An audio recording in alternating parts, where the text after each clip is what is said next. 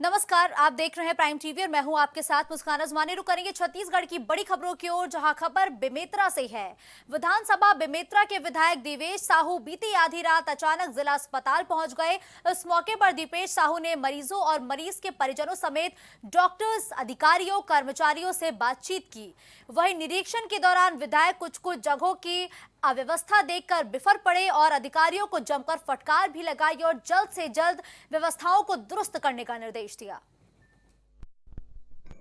कुछ लोगों के द्वारा लगातार शिकायत आ रही थी जिला अस्पताल में अव्यवस्था के कारण, चाहे उनके रुकने के लिए चाहे कूलर पंखा की आवश्यकता हो या वॉशरूम में सही ढंग से पानी ना हो, या एक अव्यवस्था थी यहाँ पर। जो यहाँ पे गंभीर केसेस आते थे, पेशेंट आते थे, उनको कई अन्य जगह में रिफ़र कर दिया जाता था। साथ साथ मैंने यहाँ पे लोगों के से जो आए हुए हैं पेशेंट सभी से बात किया, तो है व्यवस्था है। उन लोग बता रहे थे कि यहाँ जो कूलर या एसी वगैरह की व्यवस्था नहीं होने के कारण बाहर में सोते हुए नज़र आए। लेकिन मैंने अभी यहाँ के सीएमएचओ से बात करके निर्देशित किया हूँ कि कल जो है एसी लग जाएगा, जो सारी व्यवस्था है वो सुधार हो जाएंगी। पेंड्रा थाना क्षेत्र में 14 साल के नाबालिग को जिंदा जलाने की कोशिश की गई। 3 आरोपियों ने आपसी रंजिश के चलते वारदात को अंजाम दिया है। परिजनों ने नाबालिग को इलाज के लिए पेंड्रा के सरकारी अस्पताल में भर्ती कराया है, जहां उसकी हालत खतरे से फिलहाल बाहर है। पुलिस आरोपियों के खिलाफ केस दर्ज कर अब उनकी तलाश में भी जुटी हुई है। हाँ, एक लड़का दुबटिया का है जो नाबालिग है, जिसे 2-3 संख्या में अज्ञात लड़के लोग जो है ज्वलनशील पदार्थ डालकर जलाने की कोशिश किए हैं।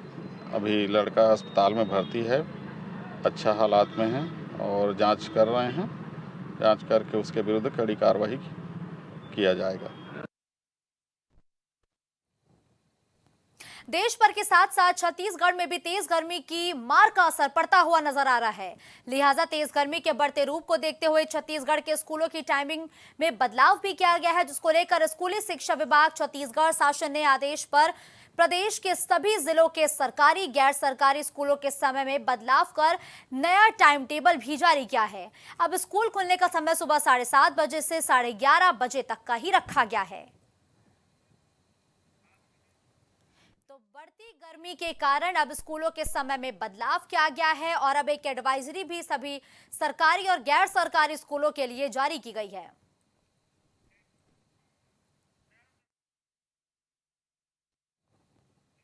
आगामी लोकसभा चुनाव के मद्देनजर निर्वाचन आयोग के निर्देशानुसार गठित एमसीएमसी कक्ष का डीएम विलास भोसकर ने निरीक्षण किया है, जहां निर्वाचन कार्यों की व्यवस्थाओं का जायजा लेते हुए नोडल अधिकारियों से उन्होंने जानकारी ली और हर शाखा की कार्यप्रणाली को बारीकी से समझा। उन्होंने वाहन शाखा में वाहनों के अधिग्रहण और आवंटन के साथ ही कंट्रोल रूम में आई एमएमसी उल्लंघन की शिकायतों, एनजीआरएस में लोगों के आवेदनों और सिंगल विंडो सिस्टम में अनुमतियों की संबंधित नोडल अधिकारियों से जानकारी ली और जरूरी दिशा निर्देश दिए।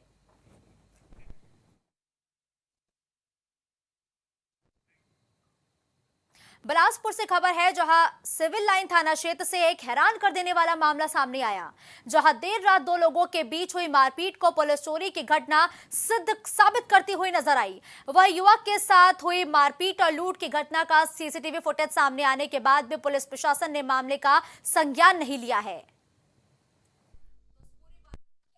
सिविल लाइन थाना क्षेत्र में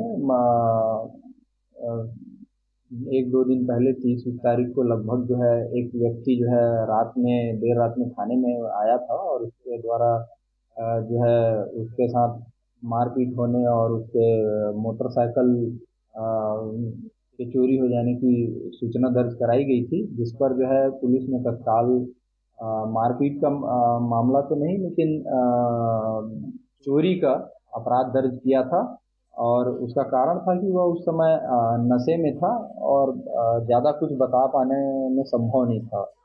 और बाद में उसने पुनः शिकायत की है कि उसके साथ मारपीट करके उसका बाइक छीन लिया गया।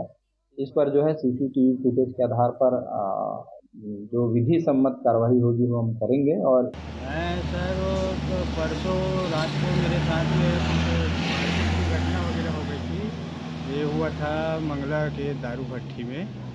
अब सामने वाले ने जब मेरे ऊपर हाथ उठाया तो मैं बेहोश हो गया था। मेरे को कुछ पता ही नहीं कि सामने वाले ने मेरे को कितना मारा, कहाँ पे मारा और कैसा मारा। मेरे को जब होश आया मैंने थोड़ा सा संभलने का प्रयास किया और जैसे जैसे संभलते संभलते मैं थाना सिविल लाइन में रात को 2 से 2:30 बजे के बीच लगभग गया। मैं संभलते संभलते थाना में मैंने FIR लिखवाने की कोशिश की, लेकिन वहाँ उस समय मेरे को नशे में होने की वजह से बोले कि रात को अभी FIR नहीं कि आप कल आइएगा, कल आपका FIR लिखा जाएगा।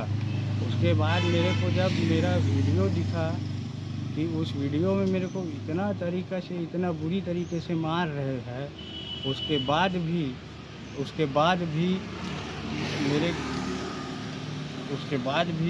मेरे साथ मोटरसाइकिल का FIR बस दर्ज हुआ है।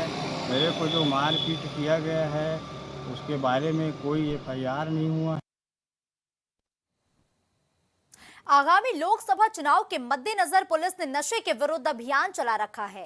इसी कड़ी में मुंगेली पुलिस के हाथों बड़ी सफलता लगी है, जहां पुलिस ने मुखबिर की सूचना पर सीमावर्ती ग्राम पंडरभट्टा में घेराबंदी कर 38 किलोग्राम गांजे के साथ 2 तस्करों को गिरफ्तार किया है। तो वहीं नशे के खिलाफ एक और मामले में मुंगेली पुलिस ने ग्राम बिरगांव में एक युवक को अवैध देसी शराब के साथ गिरफ्तार भी किया है। अधीक्षक के निर्देशन में लगातार यहाँ पर अवैध कार्यों के विरुद्ध कार्रवाई जारी है। तो इसी क्रम में आज मुखबिर से सूचना मिली थी कि कुछ लोग गांजा तस्करी बड़ी मात्रा में करके हमारे ज़िले को क्रॉस करने वाले हैं। तो पूर्व से यहाँ पर अपना तैनात था टीम। तो पंडरभट्टा जो अपना बॉर्डर है अपना बेमेतरा जिला का, तो नानघाट साइड से एक कार आ रही थी स्विफ्ट डिजायर, जिसको घेराबंदी कर पकड़ा गया। तो उसमें से हमको लगभग 2 बोरी गांजा, जिसमें लगभग 36 पैकेट थे, जिसकी लगभग 37 kg मात्रा है, और लगभग 3,70,000 जिसकी कीमत है। इसमें 2 आरोपी को घेराबंदी कर पकड़ा गया। इसमें से एक आरोपी चंद्र प्रकाश कौशिक जो 72 बिलासपुर का है, और दूसरा राजकमल सिहारे, ये पथरिया का रहने वाला है। इन दोनों आरोपियों के विरुद्ध पूर्व में भी रायगढ़ और बिलासपुर और मुंगेली जिले मामला दर्ज है अवैध रूप से गांजा तस्करी के। तो इनको गिरफ्तार कर दोनों को अपना ये जुडिशियल रिमांड में पेश कर दिया गया है। खबर सरगुजा से है, जहां संत गहिरा गुरु यूनिवर्सिटी की एक बार फिर से बड़ी लापरवाही सामने आई है। जहां बीकॉम के अंतिम वर्ष की परीक्षा के दौरान मैनेजमेंट अकाउंटेंट पेपर की जगह छात्र छात्राओं को गलत पेपर एक बार फिर से दिया गया, जिसके बाद आनन फानन में परीक्षा को ही रद्द कर दिया गया, जिससे परीक्षा देने आए छात्र छात्राओं को काफी परेशानियों का सामना करना पड़ा। इसके साथ ही छात्र छात्राओं में काफी गुस्सा भी देखने को मिला है। मुझे लगता है कि अभी छात्रों के द्वारा हम लोगों को दूरभाष से फ़ोन आकर के जशपुर के छात्रों ने फ़ोन किया कि भैया हम लोगों ने दूर से आए, यहाँ पे आकर अचानक बोला गया कि परीक्षा रद्द कर दी है। लगभग 2:30 बजे के बाद विश्वविद्यालय फरमान जारी करता है कि बीकॉम फाइनल की मैनेजमेंट अकाउंट्स की परीक्षा को रद्द करके 18-19 अप्रैल को किया जाएगा।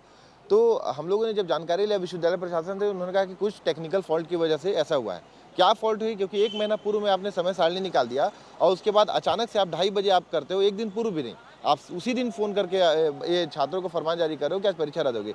ऐसी क्या लापरवाही है? विश्वविद्यालय प्रशासन को हम लोगों ने पूर्व में भी अवगत कराया है कि इस तरह की त्रुटियों ना हो, क्योंकि छात्र बड़े प्रेशर से परीक्षा देता है पढ़ लिख करके, और आप उसके इस कठिन बड़े दौर में आप उनका मजाक बना रहे हो कि वो परीक्षा देने आ रहे हैं, उन्हें आप अचानक से रद्द कर दे रहे हैं। लीक होने के बाद सरासर गलत है।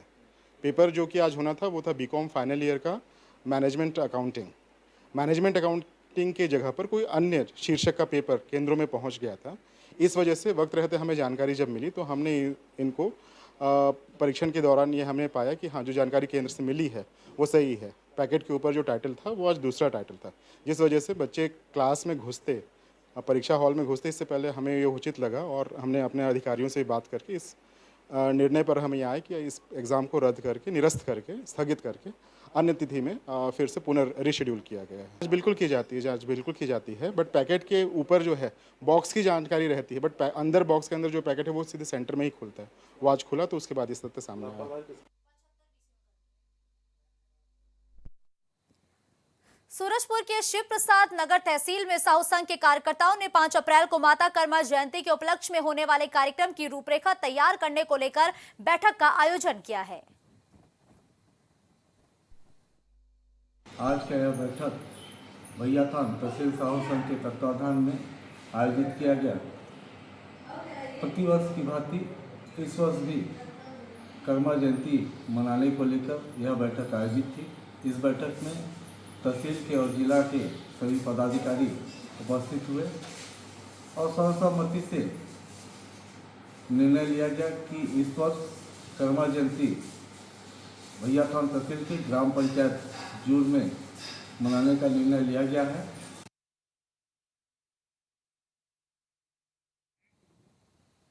बिलासपुर में होली के दिन हुए मारपीट में पुलिस ने महिला टीआई के भाई की रिपोर्ट पर दूसरे पक्ष पर अपराध दर्ज किया था, पर दूसरे पक्ष के युवक को कार से घसीटते हुए ले जाने का सीसीटीवी होने के बाद भी अपराध दर्ज पुलिस ने नहीं किया है। वहीं अब एसपी से शिकायत के बाद महिला टीआई, उनके भाई और भांजे के खिलाफ अपहरण का केस दर्ज हुआ है।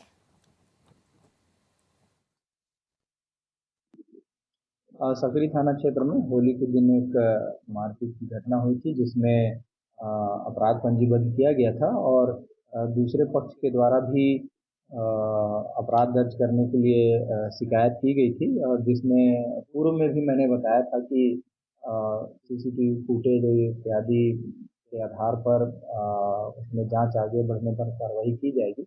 उसमें दूसरे पक्ष के आवेदन पर से अभी जो है एफआईआर किया गया है और विस्तृत जांच और सीसीटीवी फुटेज इत्यादि के निरीक्षण के आधार पर आगे कार्रवाई की जाएगी।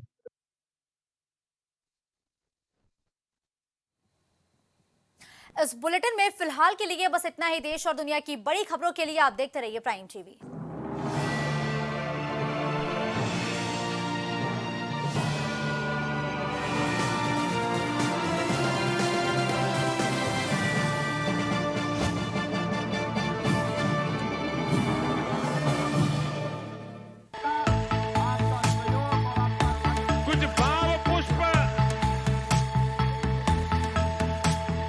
आप देख रहे हैं प्राइम टीवी, सच साहस सरोकार।